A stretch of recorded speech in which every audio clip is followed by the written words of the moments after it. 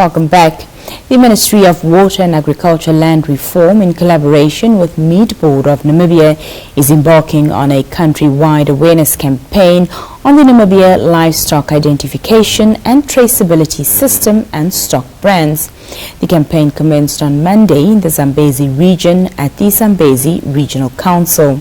To give more detail on this, I'm joined now on the line by Dr. Natangwe Amuthenu, who is the Deputy Chief Veterinary Officer in the Ministry of Water and Agriculture. So good evening and welcome to the show. Good evening, ma'am. Good evening to the listener, and especially good evening to our farmer in the Zambezi region where we are now. To start with, let's talk about the significance of this campaign and also what necessitated the awareness campaign. Yeah, we are running an awareness campaign on two specific issues, on the stock brands, which is an identification for animals, and also on NamLITS.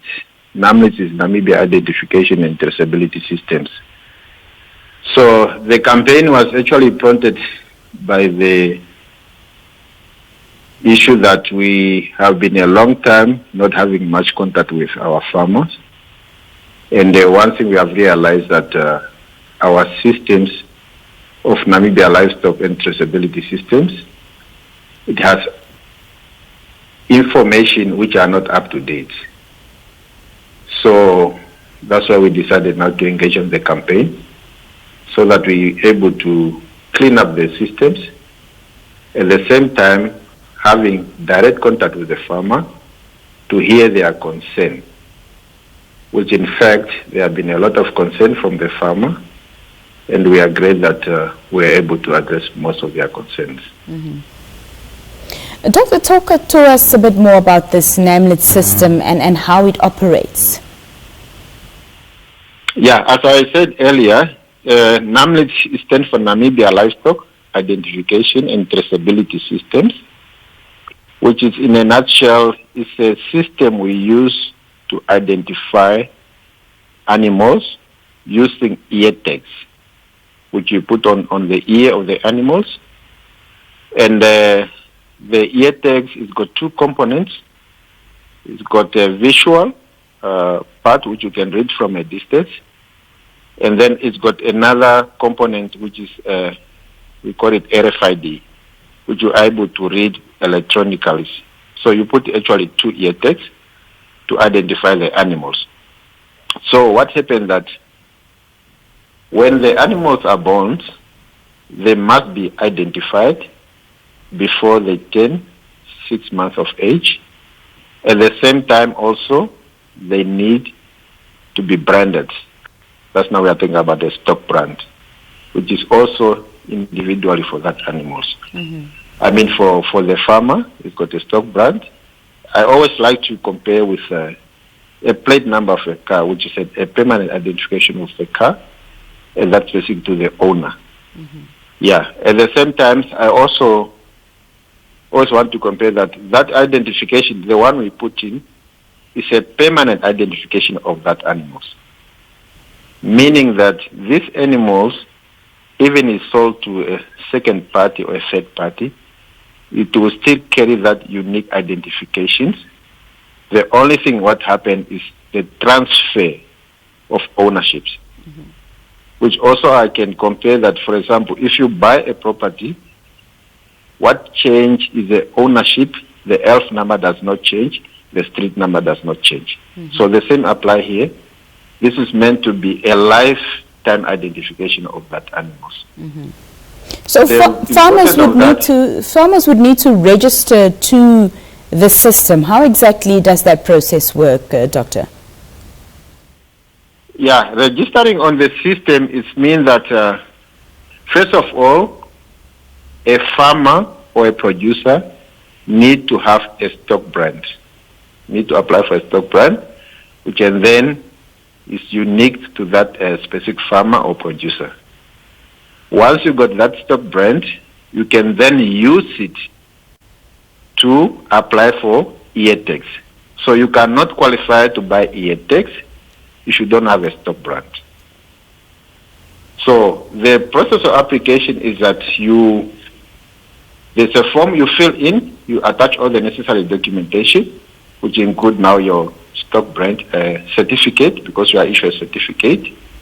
And then on top of that, you attach your ID copy, which must be certified, and then you submit it with a form.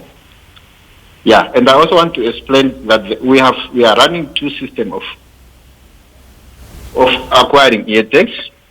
When you talk of the northern communal areas, the government does provide ear tags during the vaccination campaign when you are vaccinating the animals. And then on top of that, after the vaccination campaign, a farmer can buy ear tags on his own through Meat Board of Namibia. In fact, I must mention here that Meat Board of Namibia is our collaborator on this campaign. It's a joint effort from Meat Board of Namibia and the ministry, which we are collaborating in this campaign. Mm-hmm. So you can then acquire your ear tags from Meat Board of Namibia, because it's the one tasked by the ministry through a memorandum of agreement to administer the ear tags. They are also administering the stock brand on behalf of the Ministry of Agriculture, Water and Land Reform. Mm-hmm. In relation to the ear tags, I understand that farmers from different regions would have to travel to Windhoek to purchase the ear tags from the Meat Board. Could this be one of the things that the Meat Board is looking into during the campaign to avail these ear tags within the regions? Well, the advantage that now, since we are running this campaign, a farmer is required to extra ear tags apart from already that one on the animals, which is put in government. And of course, I just want to clarify before I go further that the ear tag which is put by government on the animals is exactly the same ear tags which a farmer can buy also from meat boards when the need arises. So when I'm saying the need arises, it means that if a farmer needs to sell animals and they were not identified during the vaccination campaigns, or want to move animals to another place, he needs or she to take the animals before any transaction can happen. So there's an easy process of applying request for ear tags.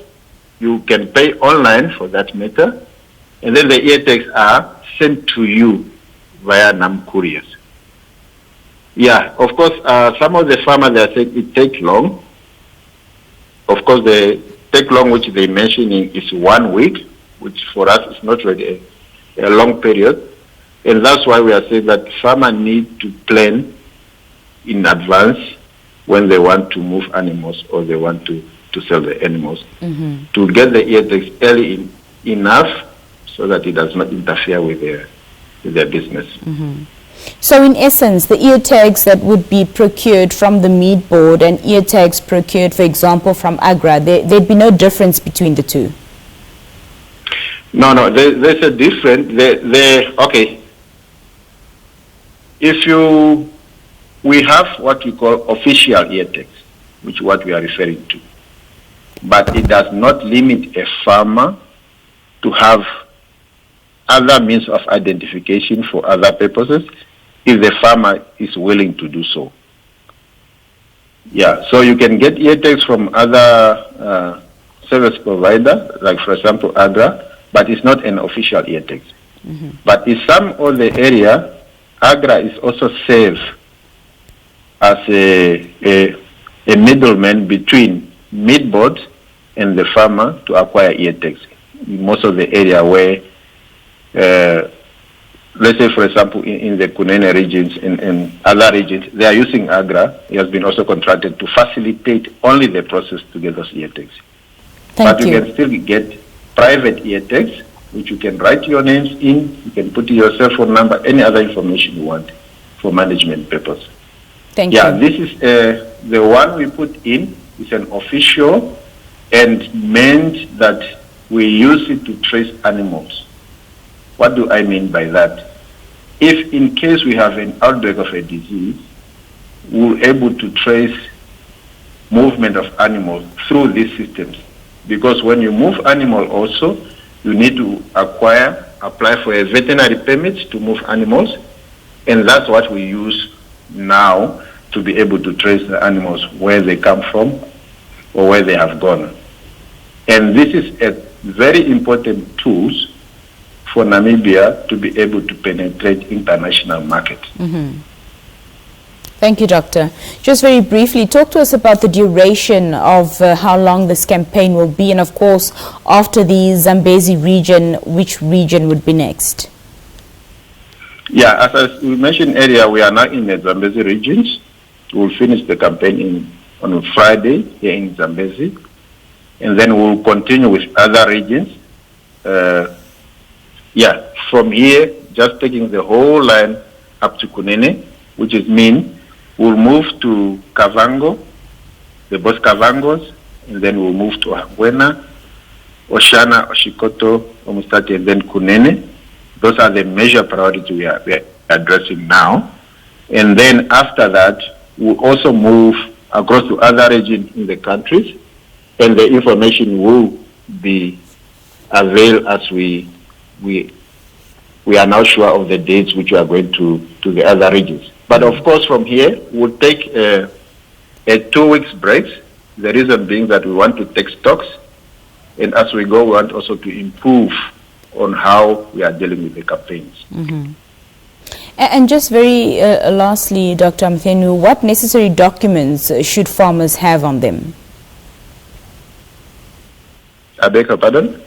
My question was, what necessary documents should farmers have on them? When they're applying for the EATEX? That's correct. You mean a farmer is applying for EATEX, what documentation should have? Yes, you mentioned the stock brand certificate, a certified ID, and an application form. Would that be it? Well, that is would be enough. Of course, there's a certain amount you need to pay, which is quite a very reasonable amount.